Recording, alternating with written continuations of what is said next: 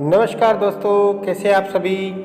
स्वागत है आप सभी का आपके अपने YouTube channel Khuman Hindi tutorial में। मैं हूं खुमान सिंह चौहान और आज के हमारे इस वीडियो में हम पढ़ेंगे कक्षा 8वीं की हिंदी पुस्तक वसंत भाग 3 का 15वां पाठ, जिसका नाम है सुर के पद।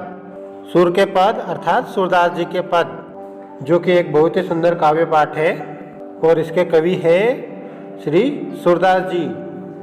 तो आइए सूरदास जी के बारे में कुछ जान लेते हैं। सूरदास जी का जन्म 1478 ईस्वी में रोहतक क्षेत्र में हुआ था। ऐसा कहा जाता है कि ये जन्मांध थे, यानी जन्म से अंधे थे, और इनके गुरु थे वल्लभाचार्य जी। और कहा जाता है कि सगुण भक्ति धारा के कृष्ण भक्त कवियों में सूरदास जी का प्रमुख स्थान है। इनकी प्रमुख रचनाएं हैं सूरसागर, सुरसारावली, साहित्य लहरी।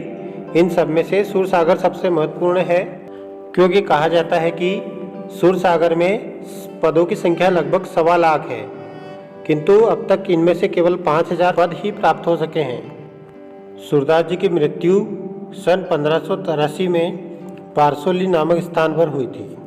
तो चलिए इस पाठ को पढ़ने से पूर्व हम इसका भाव देख लेते हैं। सूरदास के पद नामक प्रस्तुत पाठ में कवि द्वारा कृष्ण की बाल लीला का वर्णन है, और कृष्ण बाल सुलभ स्वभाव के कारण अपनी माता यशोदा से पूछते हैं कि उनकी चोटी है वो कब बढ़ेगी, कब बड़ी होगी।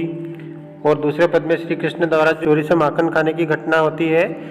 उसमें जो गोपियाँ होती है वो माता यशोदा के पास शिकायत लेकर आती है, उसका बहुत सुंदर वर्णन किया गया है। तो ये पद जो है श्री कृष्ण की बाल लीला का वर्णन और उनकी सहजता स्वाभाविकता के कारण अद्वितीय बन गए हैं, यानी इसके समान कोई दूसरा नहीं है। तो कवि ने इस प्रकार बाल कृष्ण की चेष्टाओं की रुचियाँ और क्रीड़ावृत्ति का बहुत ही सुंदर मार्मिक चित्रण प्रस्तुत किया है। तो चलिए देखते हैं पहला पद। मैया कब ही बढ़ेगी चोटी, कितक बार मोहि दूध पियत भई, यह अजहू है छोटी। तू जो कहती बल्कि बेनी, जो है लांबी मोटी।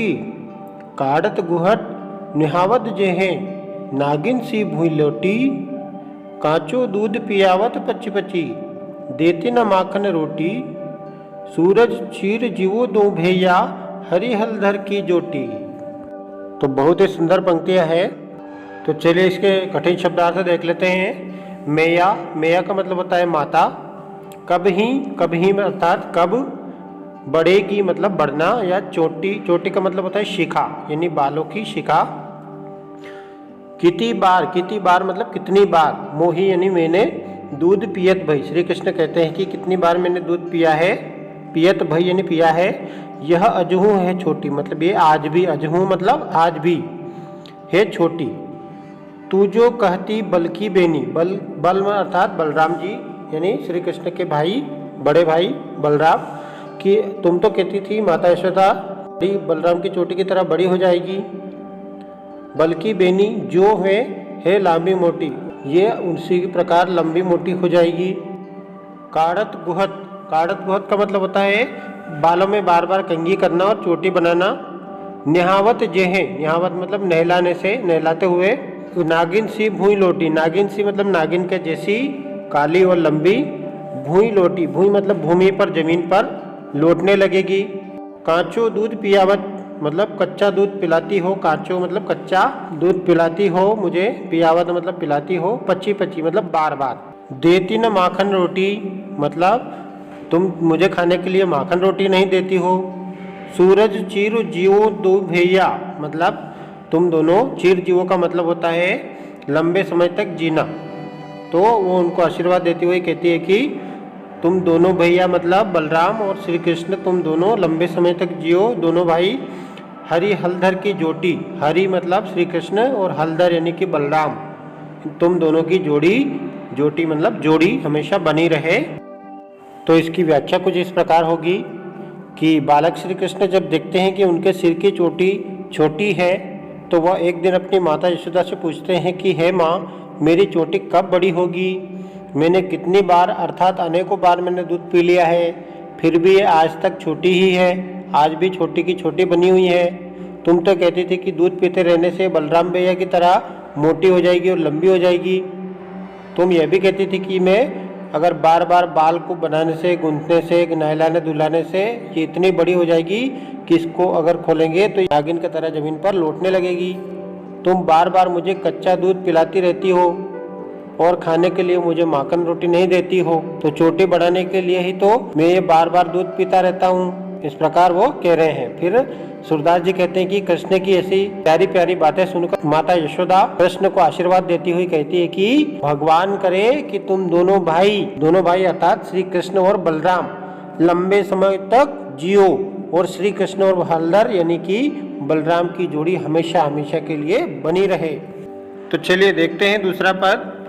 तेरे लाल मेरो माखन खायो, दोपहर दिवस जानी घर सुनो, ढूंढी डंडोरी आप ही आयो, खोल के मारी पेटी मंदिर में, दूध दही सब सखिन खवायो, ऊखल चढ़ी सीके को लीनो, अन भावत भूमि में डरकायो, दिन प्रतिहानि होती गोरस की, यह ढोटा कोने ढंग लायो, सुर शाम को हटिक न राखे, ते ही पूत अनोखो जायो।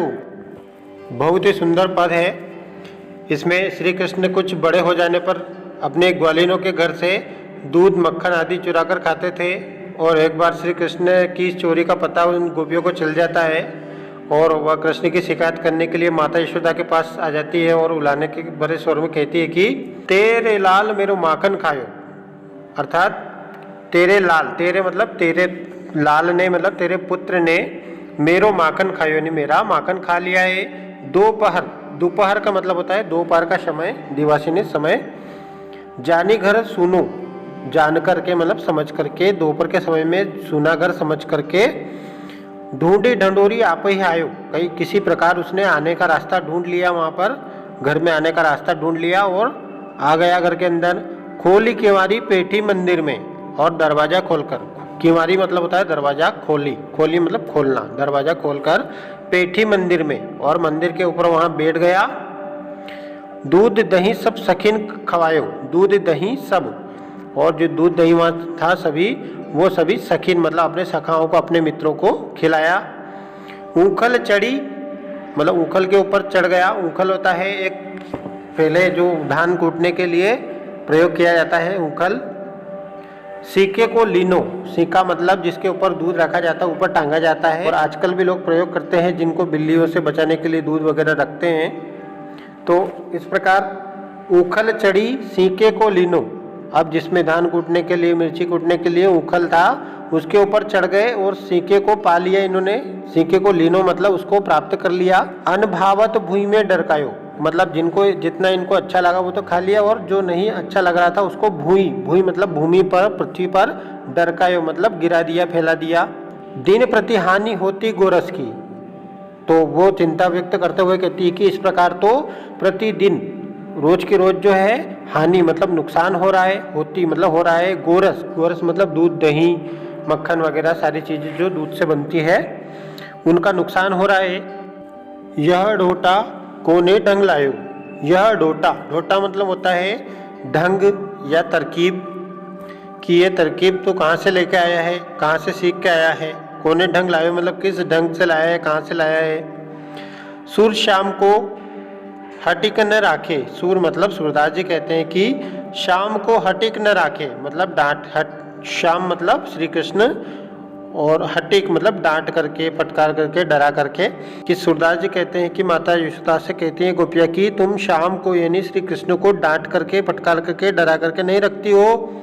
ते ही पूत अनोखो जायो, ते ही मतलब तुमने ही, क्या तुमने ही, पूत मतलब पुत्र, अनोखो मतलब विशेष, तो तुमने क्या अनोखा पुत्र को जन्म दिया है, या जायो मतलब प्राप्त किया, पैदा किया है, तो क्या तुमने ही अनोखे पुत्र को पैदा किया है।